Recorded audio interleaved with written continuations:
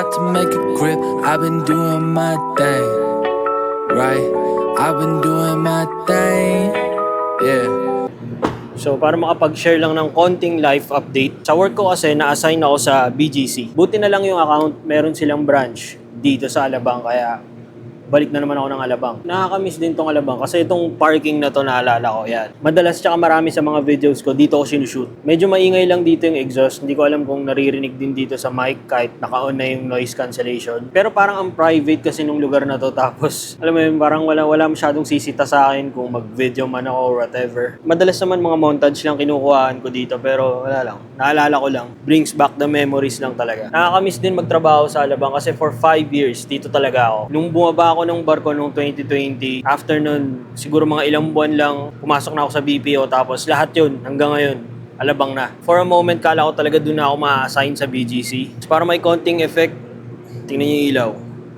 So yun, marami ding fun memories dito sa Alabang, kaya thankful ako na nabalik ako dito. Yun nga lang yung mga kasama ko sa trabaho before, hindi ko na sila kasama dito, iba na yung kasama ko. Mas convenient din kasi sa akin na dito ako sa Alabang kasi mas malapit na sa Cavite. Pero yun nga lang, dun sa sitwasyon ng gas ngayon, feeling ko lang, mas nakakatipid ako pag nagka-carpool kasi sa BGC carpool yung commute ko dun eh. Yun nga lang, masyadong malayo, tapos almost same lang din naman yung oras ng biyahe, pero basta malayo eh. Pag kinailangan ko agad umuwi, wala akong masasakyan kasi carpool lang din ako doon papasok tsaka pauwi. Unlike dito sa Alabang, dala ko yung sariling sasakyan, tapos naman kung kailanganin man umuwi, makakauwi agad. Mas madali talaga yung access, hindi kagaya sa BGC. Imagine from Cavite to BGC, ilan yung kailangan mo sakyan, carpool, ang hassle. Itong underground parking na to sa Alabang, matagal na lang hindi pinapalitan yung blinking lights na yan. Every time na nakikita ko yung mga yan, hindi mawala sa isip ko yung mga potential na concept na pwede ko ma-add dyan, like music videos or pag-shoot ng project ng clothing line. Makakadagdag din kasi siya sa effect. Ang kaso lang, baka anytime soon, palitan na ng mga maintenance yung mga ilaw na yan. Hindi natin alam. Alam kong hindi dapat, pero sana wag muna nila palitan yan hanggat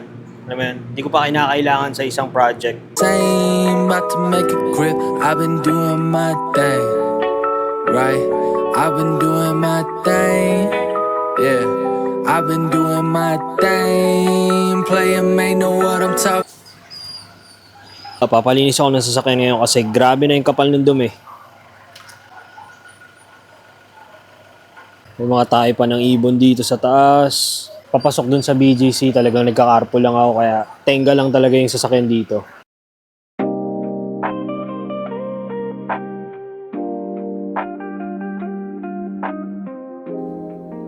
Yo, what's up? Morning. 5:30 AM, naghahanap ako ng mabibilhan ng pandesal. Medyo maaga kasi kami alis, punta kami ng airport, susunduin namin yung tita ko.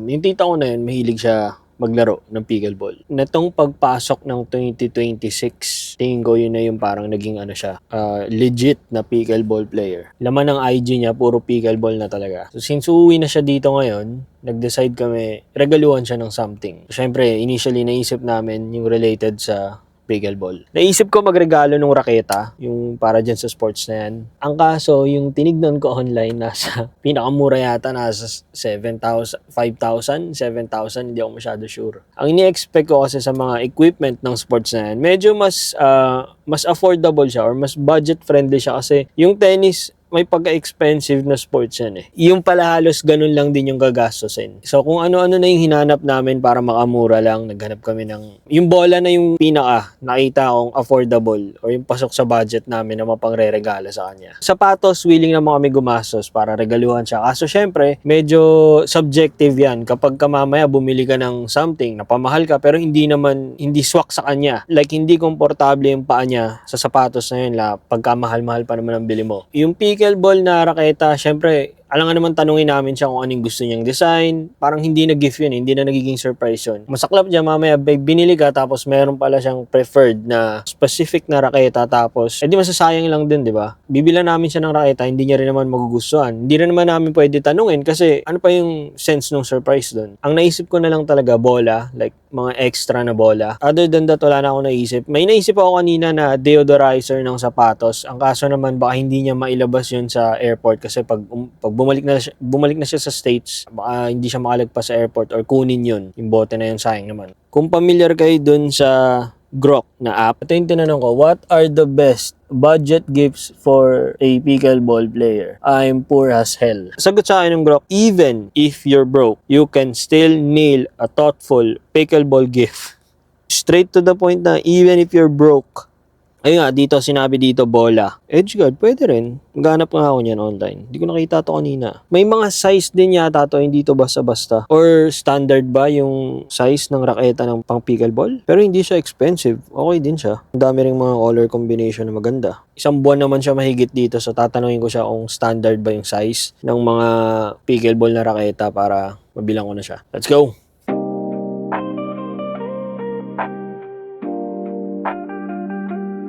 Yung ano tayo, yung buttered, tsaka medyo tostado.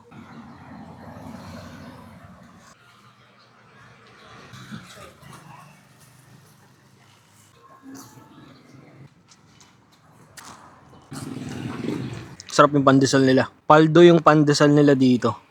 Panalo.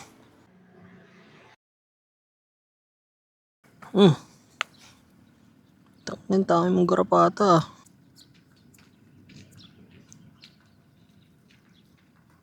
Gutom ka. Wait lang, ako pa ako isa.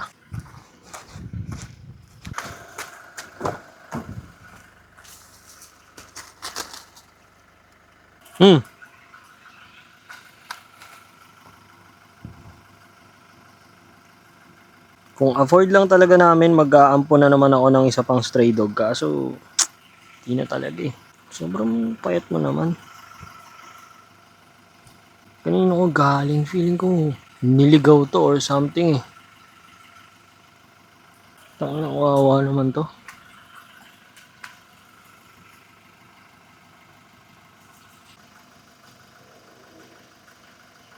Hindi naman kita pwede kunin tapos ipaampon din sa iba. Di parang nagpasa lang ako ng responsibilidad nun. Ano kaya pwede ko magawa dito? Tapos na to Kaya pwede kumain ng masyadong marami. Tuta ka pa lang eh. Nasa gitna ka ng kalsada kanina. Tapos wala man lang pakialam yung mga nagja-jogging dito kung masagasaan ka o hindi. Wala eh. Hindi kita pwede ampunin. Hindi rin naman kita pwede dalhin dun. Okay lang yan. Feeling ko inabandon na tong tuta na to dito kasi yung skin condition niya. Taka na stuck ako sa decision kung anong gagawin ko dun sa aso. Shit. Wala kasi akong choice eh. Kasi kung kaampunin ko siya, hindi talaga namin afford as in. Kasi yung 4 nga lang medyo struggle na kami. Yung condition niya pa, mukhang kailangan din siya ipavet. Kapag dinala ko naman sa bahay, wala na kasi kami extrang ulungan dun eh. Doon ko ginawang stray sa loob ng subdivision. At least mapapakain-kain siya dun.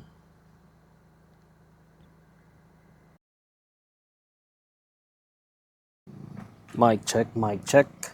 Okay, so ayun, nag-come up ako sa decision na hindi na lang i-adapt yung tuta. Ang dami kong options na kinonsider and pinag-isipan mabuti bago mag-come up sa ganong klaseng decision. Pero labag talaga sa loob ko na iwan yung tuta doon. Ang dami kong kinonsider, unang-una dyan yung mga taong maapektuhan, yung subdivision, yung rules ng tong lugar na to, and yung place, and yung aso syempre. Ito yung mga options ko para sa kanya. Aampunin ko yung aso, pero wala akong location para sa kanya kasi unang-una kailangan ko yun ikulong. Wala na kaming extra kulungan and maglalabas na naman kami ng another budget para maghanap or gumawa ng kulungan. Idagdag mo na dun yung pagkain and yung pagpapavet. For sure, kailangan talaga ipavet nung tuta na yun kasi malala na yung kalagayan niya kung ako yung tatanungin nyo. And base din sa observation ko dun sa tuta na yun. Yung financial na sitwasyon namin and sa panahon ngayon, kung aware talaga kayo, hindi kakayanin kung dadagdagan yung 4 na aso na alaga namin. Naisip ko rin na fuck it, bahala na,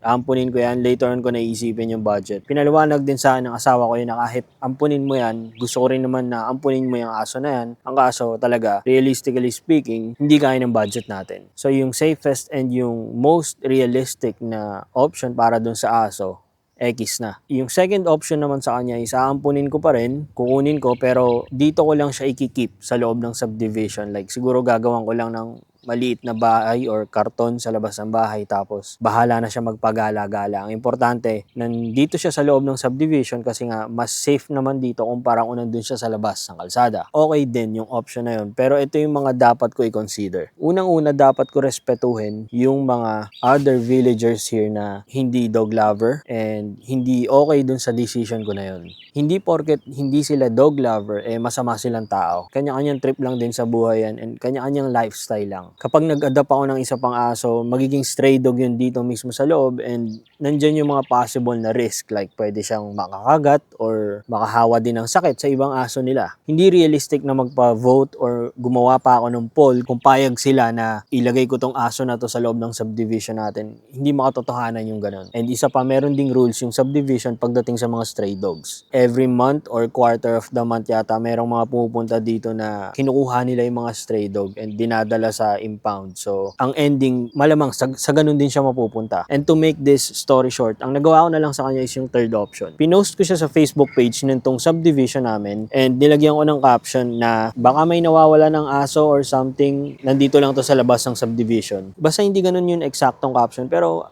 basta malapit doon. May nag-comment naman na binalikan nila and tinignan nila yung labas ng subdivision kaso yun na nga daw hindi nila naabutan but I'm not sure about that kasi baka mamaya meron dang ibang nauna mula nung time na pinost ko yun. Kasi dito sa loob ng subdivision namin marami ring dog lover and feeling ko merong nung time na pinost ko yun merong lumabas and tinignan agad kasi nakakaawa talaga yung condition ng aso. Siguro mga 2 hours then after ko makita yung aso sinubukan ko siya ulit tignan dun sa labas kaso hindi na namin nakita. Bala ko sana dalhan ng tubig. Hindi sa niro-romanticize ko yung kalagayan ng stray puppy. Yung encounter kasi na na-experience ko dun sa puppy na yun, halos katulad din kung paano ko na-encounter si Tagpi. Yung story kasi na Tagpi, naalala ko, merong motor sa unahan ng sasakyan, nagda-drive ako pa uwi, and then nakita ko na parang balak na nila i-drop somewhere si Tagpi kasi nga maraming sugat, tapos galisin at saka ang baho niya na binusinahan ko ng binusinahan yung motor and tinanong ko sa kanila na saan nila dadalhin yung tuta. Ang dahilan nila, nakita lang daw nilang tumatawid, itatabi lang daw nila but nakita ko talaga sila. Matagal ko na silang sinusundan kasi feeling ko idadrop talaga nila yun somewhere. Yung moment na yun, hindi na ako nag-isip and sinabi ko dun sa mga nagmomotor na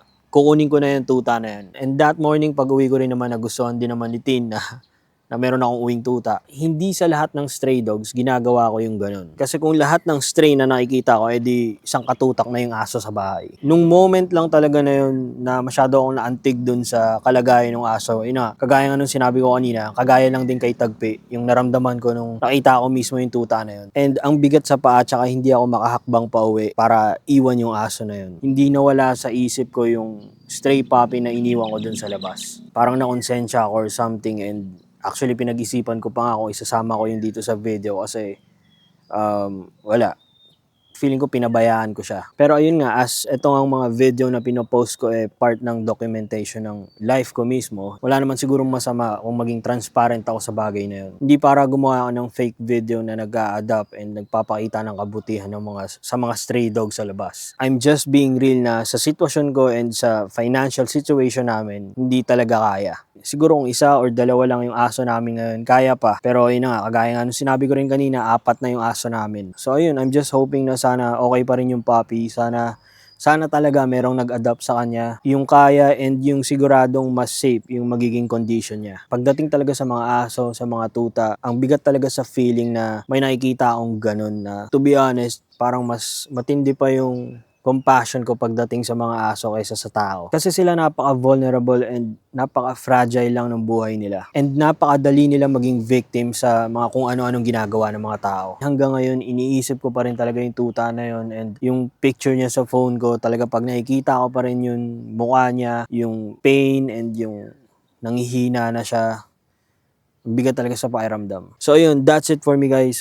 Masyado na ako maraming sinasabi but I'm still hoping na sana yung angel na yun nasa mas mabuti na siyang kalagayan ngayon. Thank you for watching and salamat sa pakikinig. See you again next time. Peace.